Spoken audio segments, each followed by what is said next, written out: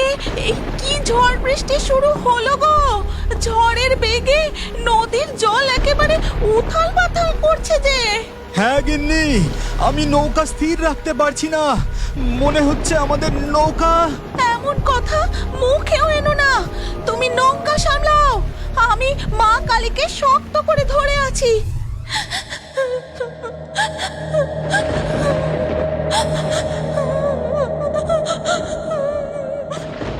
হ্যাঁ গো, কে যেন কাঁদছে মনে হচ্ছে না? হ্যাঁ তাই তো, মনে হচ্ছে কোনো বউ মানুষের কান্না। কিন্তু এই অন্ধকারে কোনো বউ মানুষ নদীর পাড়ে বসে কাঁদবে কেন? যাকে, ওসব নিয়ে এখন ভেবে কাজ নেই, তাড়াতাড়ি নৌকা চালাই, এখন ঘরে ফিরতে হবে। আকাশ যে হারে গজরাচ্ছে, এক্ষুনি বৃষ্টি নামলো বলে।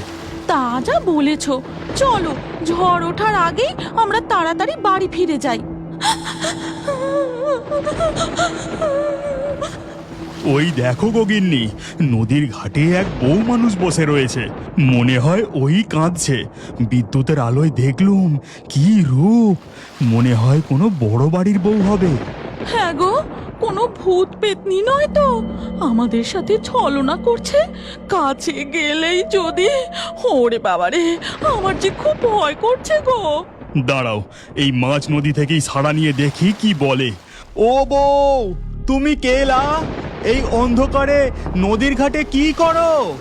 আমার নাম মহামায়া, জমিদার বাড়িতে থাকতেম, কিন্তু আজ কিন্তু আজ বলে থেমে গেলে যে? আজ কি হয়েছে গো?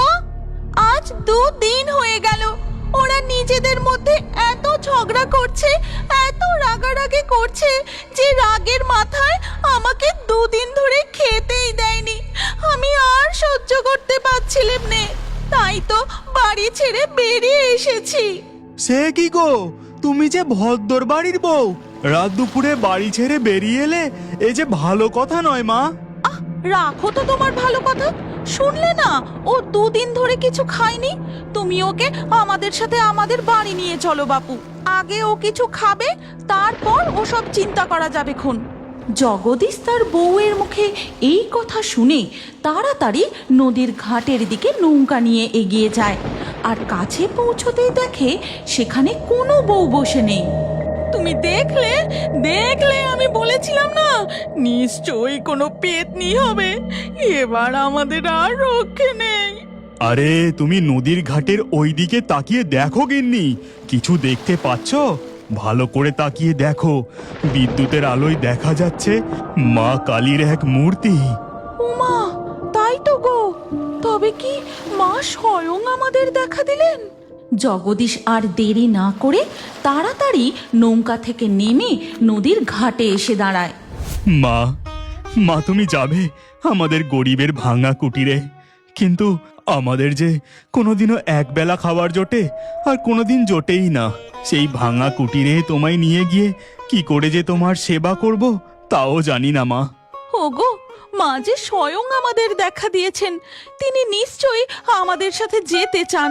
আর এখনই বৃষ্টি নামলো বলে, বৃষ্টিতে তো মায়ের মূর্তি ভিজে যাবে। হ্যাঁ হ্যাঁ, তাই তো, আর তাছাড়া এক্ষুনি বৃষ্টি নামলো বলে। চলো চলো, তাড়াতাড়ি মাকে নিয়ে নৌকায় বসো। জগদীশ মা কালীর মূর্তি নিয়ে নৌকায় উঠতেই শুরু হয় তুমুল ঝড় বৃষ্টি। ঘন ঘন বাজ পড়তে থাকে।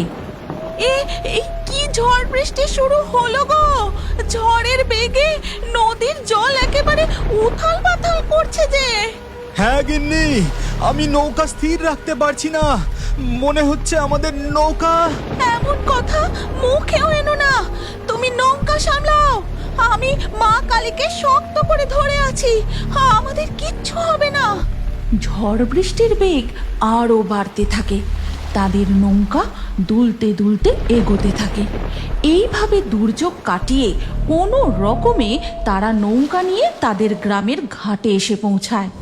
জয় মা তারা, জয় মা ভবতারিণী। নদীর মধ্যে এই দুর্যোগের কবলে পড়ে মনে হচ্ছিল আজ হয়তো আমরা। মা তারা যে স্বয়ং আমাদের সঙ্গে ছিলেন, আমাদের কি কিছু হতে পারে? চলো এবার আমরা বাড়ি ফিরে যাই। তারপর তারা মা কালীর মূর্তি নিয়ে বাড়ি পৌঁছায়। হ্যাঁ গো, মাকে কোথায় রাখি বলো তো? ঘরের কোণে ওই যে চৌকিটা রয়েছে তার ওপরেই রাখো। এরপর শ্রাবণী ঘরের কোণে রাখা ছোট্ট চৌকিটির উপর মা কালীর মূর্তিটি বসায়। তখন জগদীশের মা ঘরে ঢুকে বলে, বৌমা, বড় খিদে পেয়েছে মা, হাঁড়িতে দুটি ভাত আছে? দাঁড়ান মা, দেখছি, যদি থাকে আপনাকে এক্ষুনি খেতে দিচ্ছি। এরপর শ্রাবণী ভাতের হাঁড়ি নেড়ে চেড়ে খুব সামান্যই ভাত বেরোয়। আসুন মা, হাঁড়িতে এইটুকুই ভাত ছিল, আপনি খেয়ে নিন। সে কি, ওই কটা ভাত? তাহলে তুমি আর জগদীশ কি খাবে? ঘরে আর চাল আছে নাকি? না মা, কালকেও নদী থেকে মাছ পাইনি, আজও জালে একটাও মাছ পড়েনি, তাই তো আপনার ছেলে চাল কিনে আনতে পারেনি মা। তাহলে ওই ভাত কটা তুলে রেখে দাও বৌমা।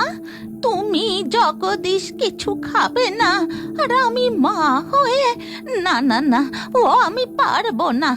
আমায় বরং এক ঘটি জল দাও, আমি খেয়ে শুয়ে পড়ি। এই কথা শুনে শ্রাবণী মা কালীর মূর্তির সামনে বসে পড়ে বলে, হে মা তারা, মা মা তুমি বুঝতে পারছো তো মা, আমাদের এই গরিবের সংসারের কি অবস্থা? তোমাকে কোলে করে আদর করে নিয়ে তো এলাম, কিন্তু কিভাবে যে তোমায় সেবা করব, যত্ন করব, কি দিয়েই বা তোমায় ভোগ নিবেদন করব? বটেই তো, জমিদার ঘরে প্রতিষ্ঠিত দেবী ছিলে তুমি, এই গরিবের কুটিরে এসে তোমার যে বড্ড কষ্ট হবে মা। এর পরের দিন সকালবেলা, এ কি মা, কোথায় গিয়েছিলেন? ভোরবেলায় ঘুম চোখ খুলে দেখি আপনি ঘরে নেই। হ্যাঁ গো বৌমা, মা কালীর জন্য একটু ফুল তুলতে গিয়েছিলাম, তখন যতীনের সঙ্গে দেখা, আর ও এই দেখো আমায় এই এক ছড়া কলা খেতে দিল। তুমি এই ফুল দিয়ে একটা মালা গেঁথে আর এই এক ছড়া কলা দিয়ে মায়ের পুজো দাও। এরপর শ্রাবণী নিজে হাতে মালা গেঁথে তারপর কলাগুলি দিয়ে নৈবেদ্য সাজিয়ে ভক্তি ভরে মা কালীর পুজো দেয়। কিন্তু ওদিকে তখন দেখা যায়, এ কি অনাসৃষ্টিকাণ্ড! হায় হায় হায় হায় হায়, এ কি সর্বনাশ হয়ে গেল! পুরোহিত মশাইয়ের এমন চিৎকার শুনে জমিদার বংশের বড় ছেলে রুদ্রনারায়ণ চৌধুরী ও ছোট ছেলে দর্পনারায়ণ চৌধুরী মন্দিরের সামনে ছুটে আসে। কি ব্যাপার নিতাই পুরোহিত, তুমি আবার আমাদের বাড়িতে? তোমাকে না এ বাড়িতে আসতে বারণ করেছিলাম, আর তুমি এমন হাঁক ডাকি বা করছো কেন? শুধু শুধুই কি আর ডাকাডাকি করছে? এই দেখুন, মন্দিরে যে মা কালী নেই। ও মা, তাই তো, মায়ের মূর্তি যে মন্দিরের ভেতরে নেই। সেদিন সন্ধ্যাবেলা যখন আমি মায়ের আরতি করছিলাম, তখন আপনারা দুই ভাই চরম অশান্তি শুরু করেছিলেন। তখন আমি... দর্পনারায়ণ, তোমার স্পর্ধা দিন দিন বেড়েই চলেছে দেখছি। বড় দাদার সাথে কিভাবে কথা বলতে হয় সেটাও ভুলে গেছো নাকি? রুদ্রনারায়ণের কথার উত্তরে দর্পনারায়ণ কিছু বলতে যাবে, ঠিক সেই মুহূর্তে নিতাই পুরোহিত সেখানে উপস্থিত হয়। এ কি করছেন আপনারা? সন্ধ্যাবেলা যখন মা কালীর আরতি চলছে, সেই মুহূর্তে আপনারা দুই ভাই এভাবে ঝগড়া শুরু করেছেন? ছি ছি ছি ছি ছি ছি, গাঁসুদ্ধ লোক বলবে কি? বটে, নিতাই পুরোহিত, তোমার তো খুব কথা হয়েছে দেখছি। এই, কে আছিস? নিতাই পুরোহিতের পাওনা গন্ডা যা আছে মিটিয়ে দে, কাল থেকে যেন এ বাড়িতে ওকে আর না দেখি। তারপর আমি চলে এলাম, দুদিন আপনাদের বাড়িতে আর আসিনি, কিন্তু কাল রাতে মা কালী আমার স্বপ্নে এসেছিলেন। নিতাই, ও নিতাই, ওঠ, আমায় পুজো দিবি না? তোকে রুদ্রনারায়ণ আসতে মানা করলো বলে তুই আমার কাছে আর এলি না? আমি 2 দিন ধরে খেতে পাইনি, ওরা ঝগড়া করতে এত ব্যস্ত যে আমায় খেতে দিতেও ভুলে গেল, তাই আমি বাড়ি ছেড়ে চলে যাচ্ছি। তুই আমায় খুঁজে নিস বাবা, আবার আমার পুজো করিস, কেমন? আর ঘুম ভেঙে যেতেই আমি ছুটে এ বাড়িতে এসে মন্দিরে ঢুকে দেখি সত্যি সত্যি মা কালীর মূর্তি আর মন্দিরে নেই। এদিকে যখন জমিদার বাড়িতে সবাই মা কালীর মূর্তি খুঁজে না পাওয়ায় অবাক, ওদিকে তখন জগদীশ নৌকা নিয়ে বাড়ি ফিরে। মা, মা, শ্রাবণী, কোথায় তোমরা? দেখো, আজ এক অবাক করা ঘটনা ঘটেছে। তাড়াতাড়ি এইদিকে এসো। কি গো, কি হয়েছে? আজ তো তোমায় খুব খুশি দেখাচ্ছে। আরে শ্রাবণী, এতদিন যাবৎ কোনোদিনও জালে মাছ পড়েছে, কোনোদিনও পড়েনি।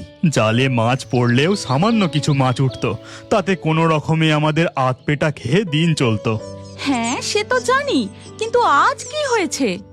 আজ নদীতে যতবার জাল ফেলেছি ততবার জালে ভরে ভরে মাছ উঠেছে।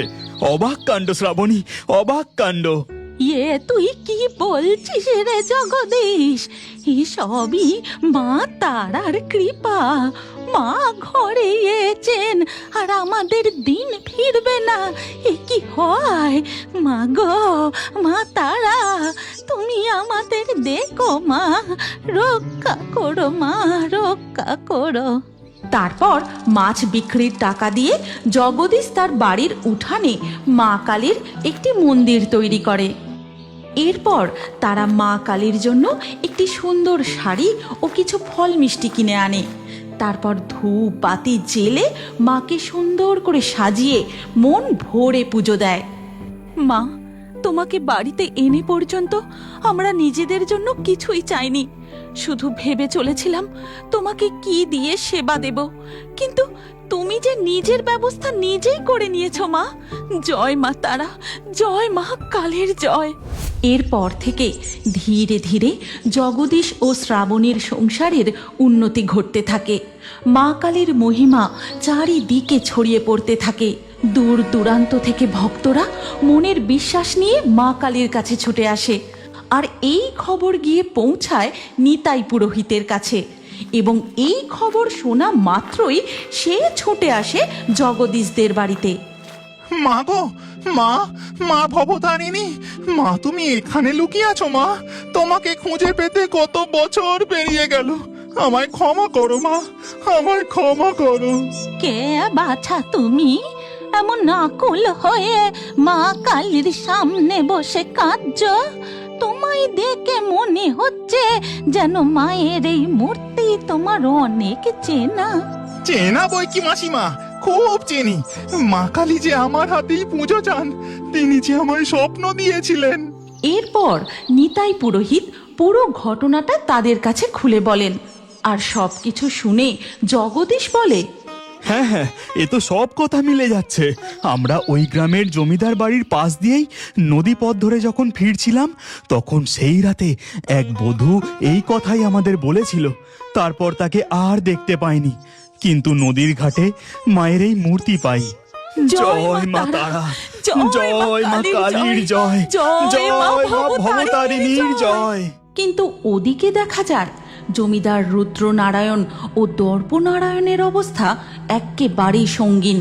তাদের গোয়াল শূন্য, ধানের গোলা খালি। জমিদার বংশের জমিদারি বলতে আর কিছুই নেই, শুধুমাত্র রয়ে গেছে জরাজীর্ণ ভগ্নপ্রায় জমিদার বাড়িটি। এই গল্পের পরবর্তী পর্ব যদি তোমরা দেখতে চাও, তাহলে কমেন্টে নেক্সট পার্ট অবশ্যই লেখো, আর আমাদের ফেয়ারি টুনস বাংলা ফেসবুক পেজটি এক্ষুনি ফলো করে নাও। এই গল্পটি ভালো লাগলে লাইক দিয়ে শেয়ার করে দাও।